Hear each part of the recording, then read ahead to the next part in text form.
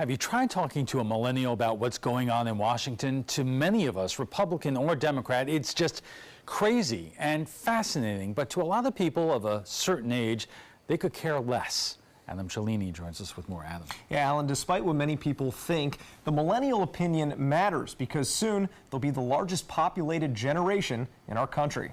Lately, there's been a lot of energy in social justice movements and things like that. Sarah Scully is a millennial who found a passion for activism while at New College of Sarasota. It was actually my friend, so she told me she was going to this club. The club was Vox, or Voices for Planned Parenthood, and it became her career. She's now a regional organizer for Planned Parenthood's Southwest and Central Florida regions, but has also helped with other rallies, like the March for Science last year. There's a lot of criticism of the younger people and the activism that they're doing, but I think that comes with every generation. Keith Fitzgerald, who has taught political science at Scully's alma mater for over 20 years, agrees. I get a little tired of old people like me running down the millennials. Fitzgerald is part of the baby boomer generation, ages 52 to 70, which the Pew Research Center suggests millennials, age 20 to 35, will outnumber by next year. The same study examined the generation gap in American politics, like this one in the approval ratings for our current president, Donald Trump, compared to his predecessor. The effect in the classroom? I would say there's an interesting change.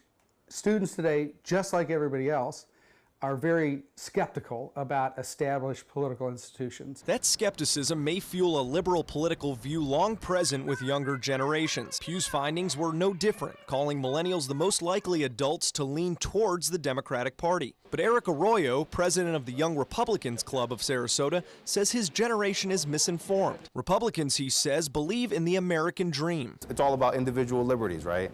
It's all about lower taxes. It's all about creating jobs, starting a business.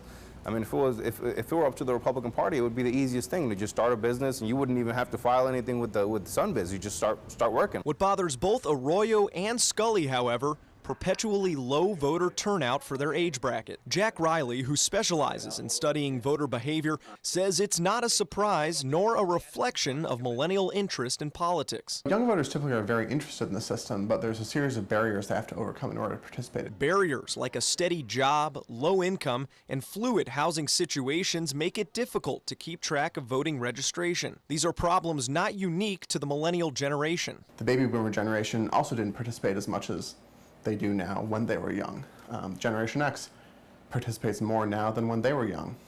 It's almost certainly the case that millennials will participate more when they're 40 than they will when they're 25. And they will certainly become the majority of the population soon, which is why Riley is eager to see which political beliefs will define them. Arroyo hopes it'll be sympathy. I have Democrat friends that show up to the Young Republicans meetings, and it's because we're not combative. We just say, you know, this is what we believe. Will that also change with age? For the sake of our country, let's hope it doesn't. And Alan, despite leaning towards the Democratic Party, the Pew Research Center says millennials are much more diverse in their opinions of specific issues such as discrimination or immigration. Adam, thank you.